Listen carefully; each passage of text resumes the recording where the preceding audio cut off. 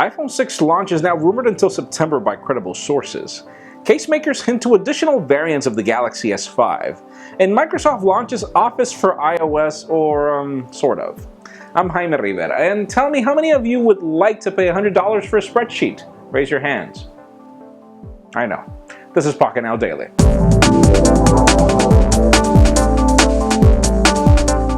Let's start today off with some official news, as Microsoft has finally announced their version of Office for iPad. Satya Nadella was just in his first press conference, and, well, the product is there. It's actually free for download, but you can only edit documents, spreadsheets, and PowerPoint presentations if you pay Office 365 subscriptions, which will amount to a lot of money every year. It makes you wonder if you really need this. But anyways, it's there, and the versions for iOS and Android when it comes to the iPhone and smartphones from Android now becomes free, so at least that's a benefit. You could look at your spreadsheet on the tablet and edit it on your phone, right?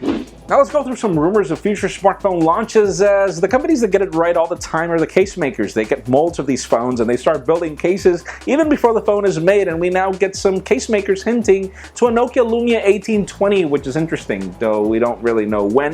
And we're also being hinted to future variants of the Galaxy S5, which is the Galaxy S5 Zoom, the Mini, and the Active, which is interesting. Great. Let's see what we get for the Active specifically, as the Galaxy S5 is already waterproof. Now let's talk about HTC, as the company's CEO Peter Chu was recently in an interview, and yes, that is the correct way to pronounce it according to Chair Wang, and he confirmed that he is planning to take a bite out of 10% of the smartphone market with his plans for 2014.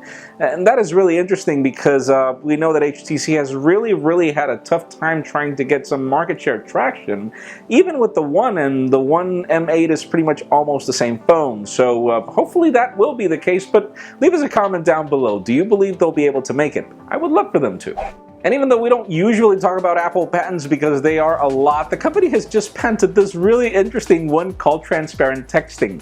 And the idea is that whenever you're texting and the phone detects that you're walking, the phone will actually provide you with a transparent vision of everything that the camera sees in front of it, so that you're able to see everything in the messaging queue and therefore know where you're going. It's a really interesting patent. Hopefully it does make it sometime, because it could avoid you from tripping. And if you remember that really announcement and ad from Microsoft, that would be a cool case.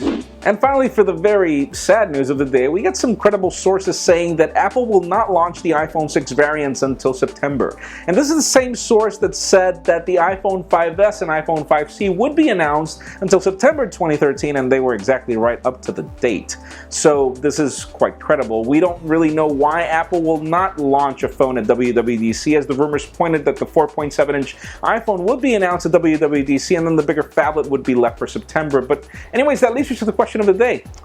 When are you due for a smartphone upgrade or for a change in your plan? I mean, how much time are you really waiting for? Would you be getting the One M8, the Galaxy S5, or would you be waiting for the iPhone 6 if you're due for the fall?